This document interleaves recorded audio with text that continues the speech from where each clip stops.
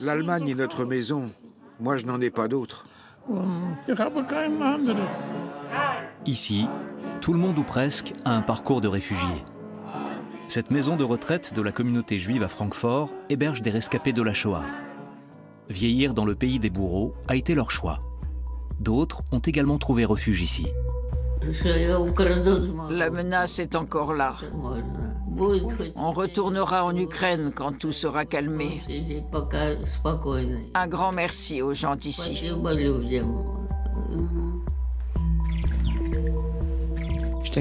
Globalement, notre force est dans le mouvement. On trouve les ressources pour rester optimiste, se lever, aller à des concerts, aimer manger et être du côté de la vie. Plus de 170 résidents dans un lieu où la sécurité n'est pas un sujet et où l'on est juif de mille et une manières. On a toujours peur d'une certaine manière, et c'est un sentiment agréable d'être dans un espace protégé. Bonjour. Bonjour Madame Chapézy. Tout va bien pour vous?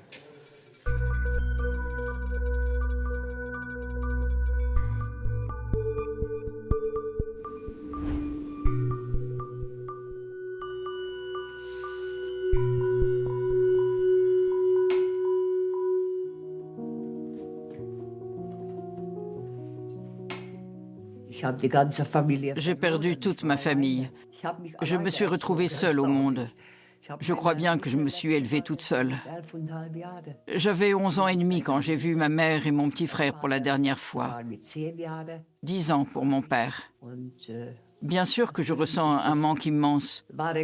On réussit à le combler un tant soit peu avec les enfants et les petits-enfants, mais c'est impossible d'oublier complètement. Je ne sais pas si vous avez remarqué les photos de mon... C'est tout ce qu'il me reste.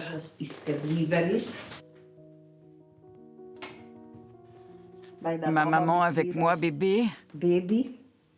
Là, c'est mon petit frère. Mon père. Et là, c'est notre photo avec mon mari.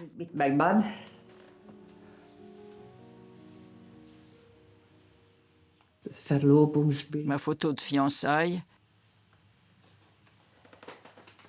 Et là, ce sont mes 2 filles. Je n'ai plus rien de ma mère, ni de ma famille, à part ça. Les photos, et c'est tout. Eva Chepesi est une survivante de la Shoah. Elle vit pourtant en Allemagne depuis très longtemps. C'est le destin. On me pose toujours cette question dans les écoles où je vais. Je n'ai jamais voulu aller en Allemagne, mais le sort en a décidé autrement. Mon unique mission aujourd'hui est de porter la voix de ceux qui ne sont plus là. Au nom de ma famille et de toutes les victimes innocentes. Je crois qu'il faut que j'y aille. Le 27 janvier 1945, le camp de concentration d'Auschwitz-Birkenau est libéré. Rescapée, Eva se marie quelques années plus tard. En 1954, elle suit son conjoint à Francfort, où il a trouvé du travail. Une fois par semaine, Eva se rend à la maison de retraite de la communauté juive le temps d'une journée. C'est là que se trouvait autrefois l'hôpital juif. En 1942, les nazis avaient déporté les patients et le personnel de l'institution dans des camps de concentration. L'établissement a été reconstruit et depuis 1973, il héberge des personnes âgées dépendantes. C'est aujourd'hui la plus grande maison de retraite de la communauté juive en Allemagne. Depuis l'invasion russe de l'Ukraine, 20 juifs ukrainiens sont venus la rejoindre. On est tous ukrainiens dans ce groupe. Avec tout ce qui se passe en Ukraine, on a besoin de se retrouver en petit comité pour parler entre nous. La situation est très compliquée en Ukraine, surtout à Kharkiv. Et vivre là-bas est extrêmement dangereux. Si elle est si dangereuse, c'est qu'il y a des bombardements absolument tous les jours. Je lui dis tout ce qui se passe. La télé reste allumée toute la journée. Et les nouvelles sont rarement bonnes. C'est très agréable d'avoir des compatriotes avec soi. On est tous les trois de Kharkiv. C'est la famille.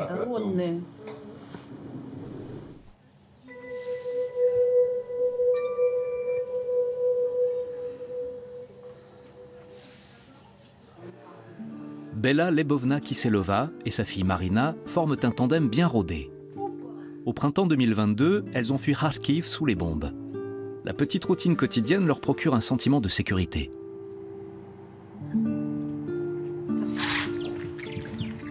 Vous en avez déjà vu beaucoup des chambres aussi proprettes que celle-là. Il y a tout ce qu'il faut ici. Par contre, je suis un peu difficile avec la nourriture. J'aime manger ce que Marina me prépare, mais elle n'a plus vraiment l'énergie de cuisiner pour moi. Il faut dire qu'elle fait très bien la cuisine. Ses blinis sont excellents. Tu leur as fait goûter? Les blinis? Tu as tout fini. Gloutonne que tu es, tu ne leur as rien laissé.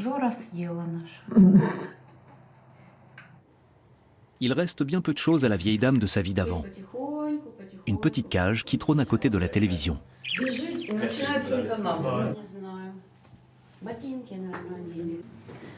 Grisha, j'ai failli t'oublier.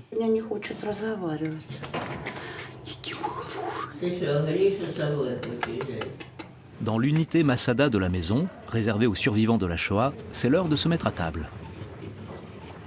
Abdul Ali Halim est originaire d'Afghanistan et a fait ses études en Union soviétique. Bonjour à tous et bon appétit. Plus de 60% des résidents du foyer s'expriment en russe, la langue de leur patrie et de leur enfance. Regarde, il y a du ragoût au menu aujourd'hui. C'est bon? On va arrêter la télévision. D'abord on mange et après on regarde la télé. D'accord?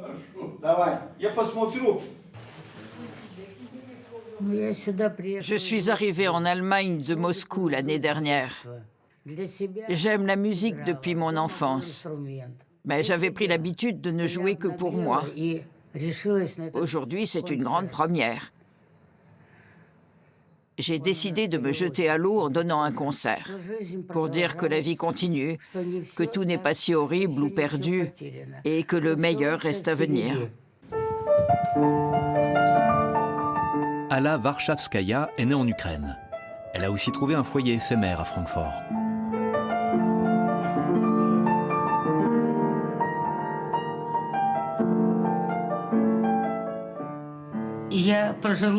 Je suis une femme âgée, très âgée même, et je suis restée fondamentalement attachée à mon pays.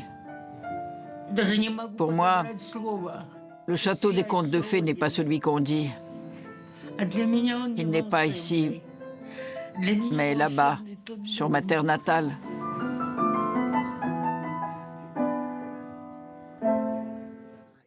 D'autres se sentent ici comme chez eux depuis des années. Dori, Rosa et Rosemary se retrouvent chaque semaine à la cafétéria. Il n'est pas rare qu'elles succombent à leurs petits péchés mignons. Vous n'auriez pas quelque chose avec des fruits? Ou alors du fromage? Du fromage, oui, du fromage français. D'accord, j'en prends une part. Mais c'est pas cachère au moins. C'est cachère. Alors très peu pour moi. C'est trop, comment dire... Tu veux dire trop cachère? Mon fils, par exemple, il est marié avec une Israélienne et eux, alors, ils sont très stricts. Donc, chez eux, il n'est pas question de manger une tranche de pain beurré, puis une tartine de charcuterie dans la foulée. C'est hors de question. Mais sinon, moi, à l'âge que j'ai, plus aucune importance. Je ne dis pas non de temps en temps à quelques cochonnailles.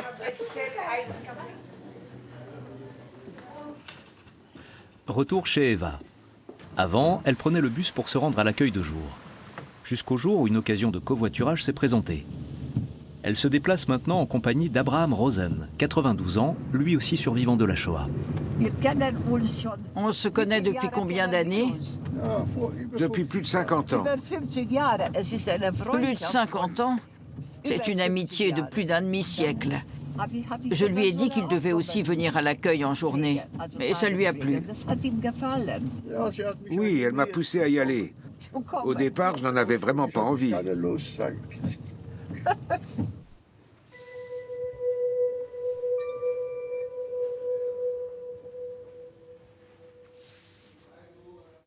Bonjour. Bonjour. Vous nous préparez quelque chose de bon? Je l'espère en tout cas. Bon appétit. À toi aussi. Nous aimons tellement venir ici, parce que la prise en charge qui se fait ici vient du cœur. C'est quelque chose de spécial. Ce sentiment d'être dans un espace protégé. On a toujours peur d'une certaine manière.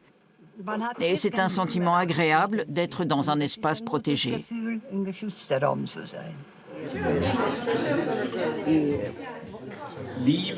Mesdames, messieurs, chers résidents, pour célébrer ensemble les anniversaires du mois d'octobre, bienvenue à vous tous.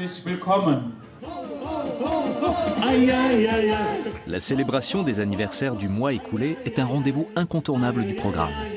Des cadeaux sont offerts et c'est en personne que le directeur du foyer, Sandro Huberman, vient présenter ses vœux. Le 28 octobre, c'était l'anniversaire de Madame Gerda Rosenfeld. Je crois que c'est le record d'âge à fêter aujourd'hui. 96 ans. Mazel tov, félicitations.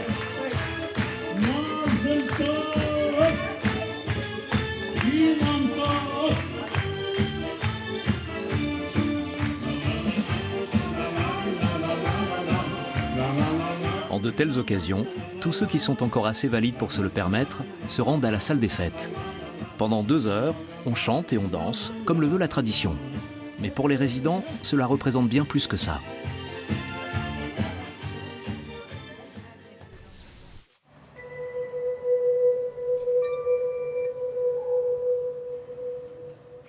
Autrefois, la passion de la lecture poussait Leonid Winderman à fréquenter avec assiduité la bibliothèque municipale. Aujourd'hui, il a 95 ans et la petite bibliothèque du foyer lui suffit amplement. Lui aussi a un parcours de réfugié. Il a perdu la plus grande partie de sa famille très jeune. On ne voulait surtout pas aller en Allemagne. Mais il y a eu la chute de l'Union soviétique. Et beaucoup, surtout les Juifs, ont émigré à l'étranger. Le plus âgé de mes gendres a appris que l'Allemagne accueillait les Juifs d'Union soviétique en tant que réfugiés par contingent. Il m'a alors apporté les formulaires et a insisté pour que je vienne en Allemagne. Un pays qui est devenu le refuge de Léonide en 1992.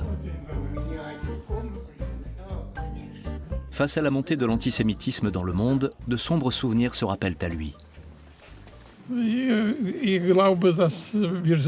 Je crois que nous sommes en sécurité entre ces murs. J'ai confiance en ces gens qui travaillent ici. Mais dans la rue, il faut faire beaucoup plus attention. Je me souviens qu'en Roumanie, où nous avons grandi à l'époque, après une courte période, on nous a passés à tabac, dépouillés. On a dû fuir. Et c'est pour ça que je pense qu'il faut être un peu prudent en politique.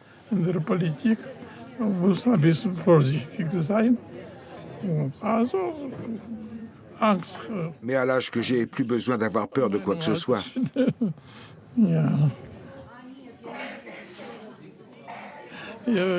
J'ai survécu à la guerre. Et pendant la guerre, je n'ai pas été à l'école. J'ai tout perdu. J'ai été placé en foyer pour enfants, puis je me suis retrouvé seul. Et pourtant, j'ai réussi mon parcours. Même en Union soviétique, malgré toutes les difficultés. L'antisémitisme d'État était très pesant. Léonide est une personnalité qui marque la communauté juive de Francfort de son empreinte depuis 30 ans. Autrefois en tant que conseiller municipal, et aujourd'hui en tant que membre du conseil d'établissement du centre. C'est un homme heureux, à quelques détails près. Si seulement je pouvais retrouver ma jeunesse et être en bonne santé. Trêve de plaisanterie. Je suis satisfait de ma vie. En dépit de toutes les difficultés rencontrées, quoi qu'il arrive, je veux travailler et aller au bout de mes capacités. Tel est notre devoir à tous. Et en plus, il faut être humain et venir en aide aux autres.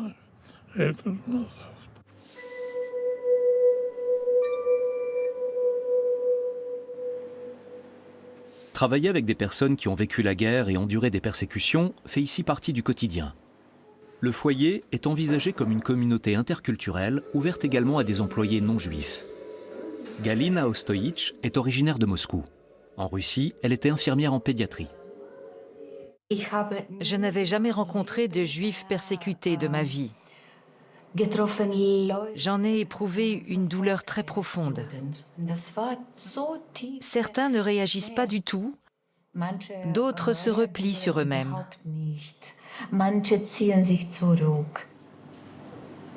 Ce qui fait la différence avec les autres maisons de retraite, c'est la neshuma, l'âme, l'esprit. Un mélange de tristesse, de folie, d'amour et d'humanité. Plusieurs résidents juifs aiment beaucoup raconter des blagues. Et quelles blagues! Parfois, ils arrivent vraiment à nous faire rire. Franchement, on n'a pas un travail facile, mais grâce à ça, on est récompensé de nos efforts. On a vraiment quelque chose en retour.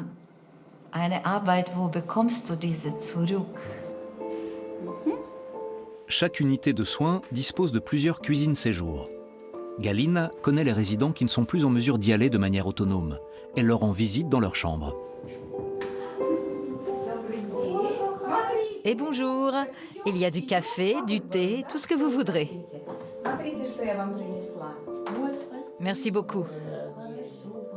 Regardez ce que je vous ai apporté, Madame Kislova. C'est très gentil à vous.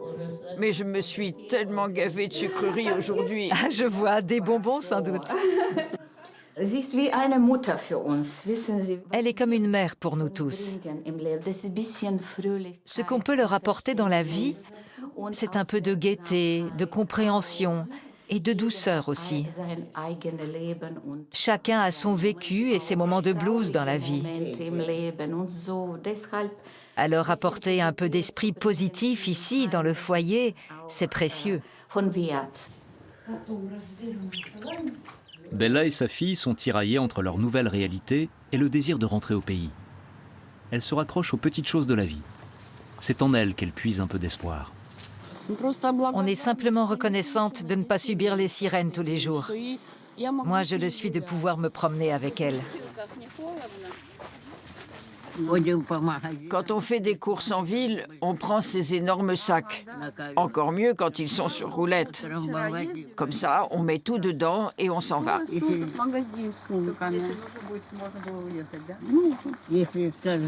Si on nous disait qu'on peut partir demain, je serais la première.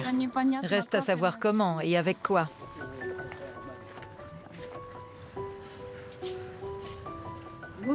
On est ensemble, c'est tout. Et du coup, ça nous fait du bien.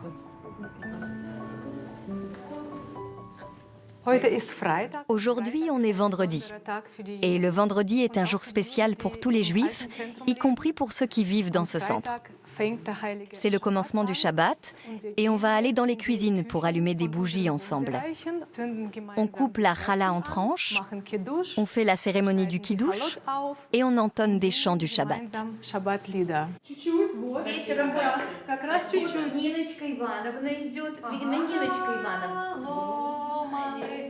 Environ 2/3 des résidents sont de confession juive.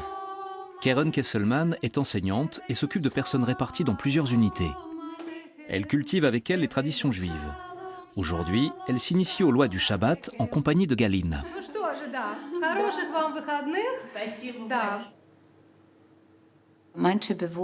Certains résidents sont respectueux de la religion. Ils ne répondent pas au téléphone, ne réagissent pas quand ça sonne. On veille donc toujours à ce que la télévision soit éteinte pour observer le jour de culte et de repos. La fin de la semaine doit se dérouler dans le calme. Ils savent que quelque chose de spécial va commencer. Il y a des bougies, il y a la challah, il y a du vin. C'est le quotidien, mais Shabbat en même temps. C'est quelque chose à part. C'est le week-end. Ce jour de repos est sacré. On a aussi un résident. Il vient de lui-même à la cuisine et prend aussi son plateau repas de la cuisine. Et il s'indigne. Mais où est mon vin? Où est mon vin du Shabbat? Où est ma challah? Ils connaissent très bien ces traditions et s'en font une fête. J'en suis témoin. Tous les vendredis et samedis, des offices ont lieu dans la synagogue de l'établissement. Léonide est venu avec un peu d'avance aujourd'hui. On est à la maison. La synagogue est sur place. Les règles du Shabbat rendent le déplacement à l'office un peu compliqué parfois. Les lois juives sont très strictes. On ne peut pas conduire ni appuyer sur le bouton de l'ascenseur.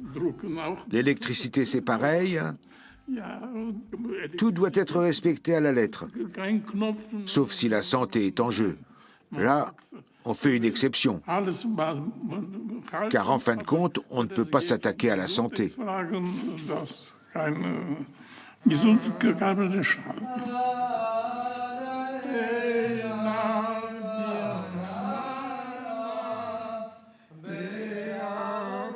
Le Shabbat est le jour férié hebdomadaire le plus important dans le judaïsme.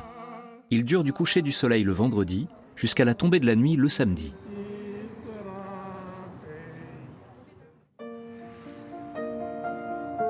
Depuis 2011, le Centre pour personnes âgées propose également des soins de jour. Il permet aux seniors d'avoir une vie sociale et de participer à diverses activités. On commence. On se tient d'abord bien droit. Laissons nos membres se déployer, on grandit, on se sent fort, puissant, et on relâche.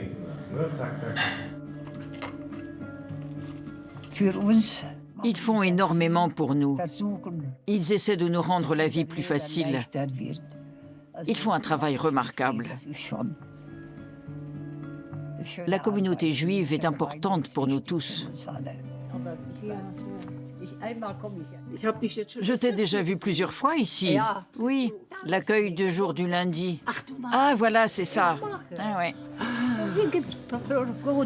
Alors, je te souhaite plein de bonnes choses. Merci beaucoup. Une bonne santé pour atteindre 100 ans. 100 ans, on verra bien.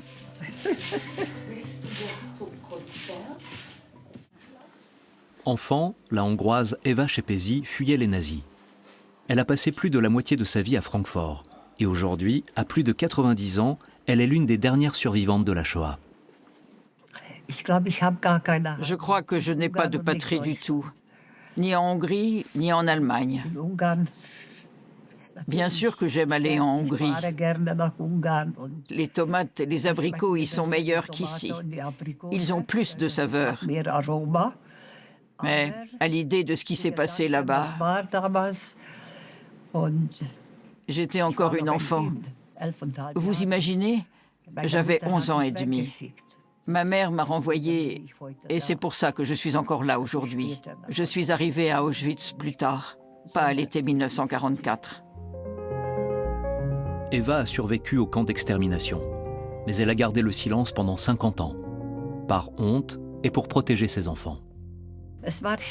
C'était difficile. Quand je croisais un homme avec des bottes hautes et un gros chien dans la rue, je passais immédiatement de l'autre côté.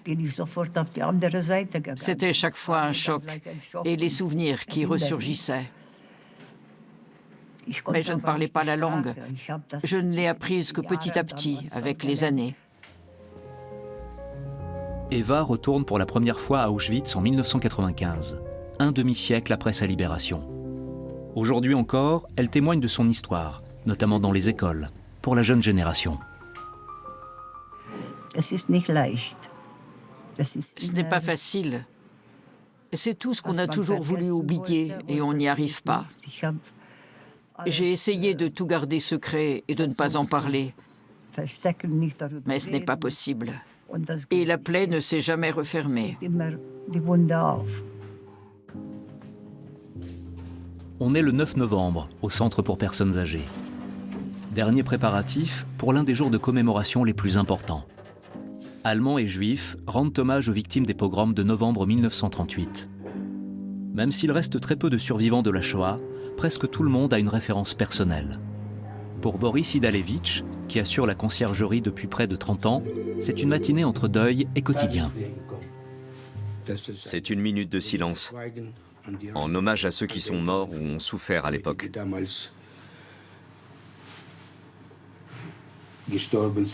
Et ça continue comme ça. Restez là. Parlez un peu de ce que nous pouvons faire ce jour-là.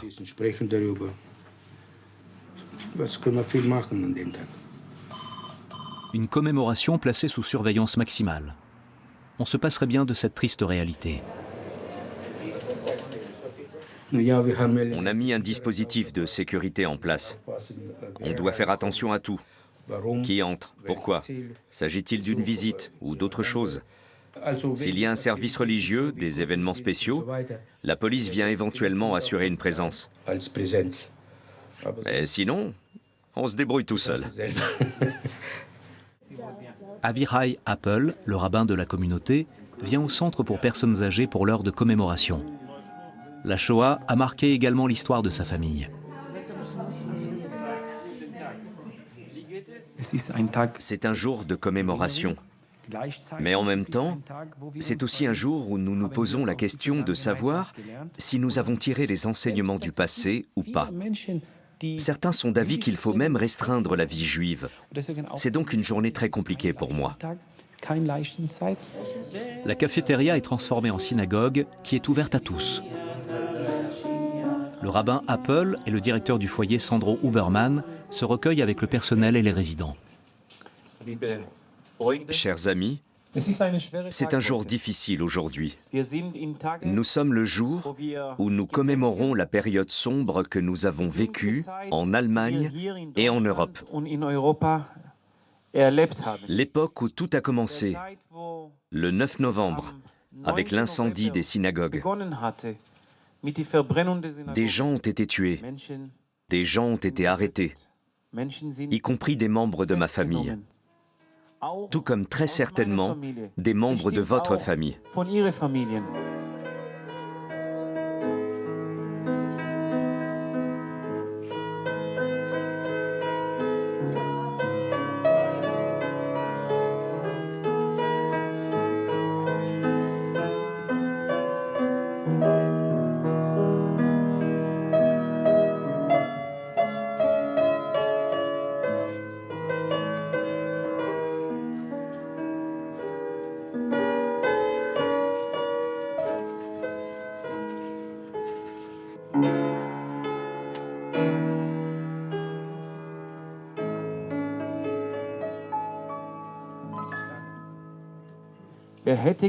Qui aurait cru que nous serions tous réunis ici aujourd'hui?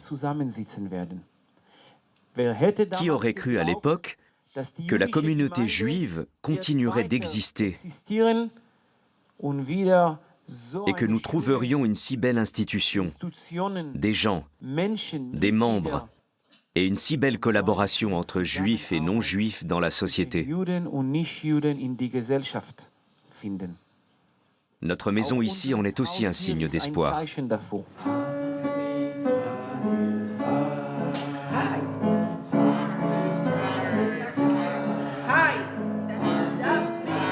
La douleur et l'espoir ne tiennent parfois qu'à un fil, hier comme aujourd'hui. Les personnes du centre le savent. Leur salut réside dans la manière d'aborder leur propre histoire.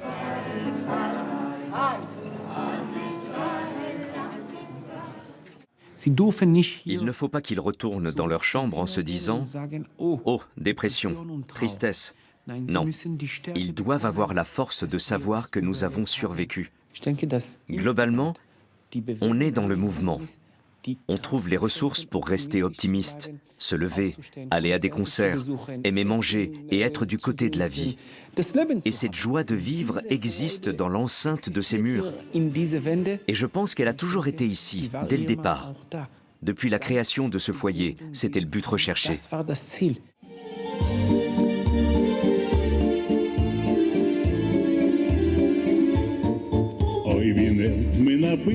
Se sentir chez soi en Allemagne, envers et contre tout.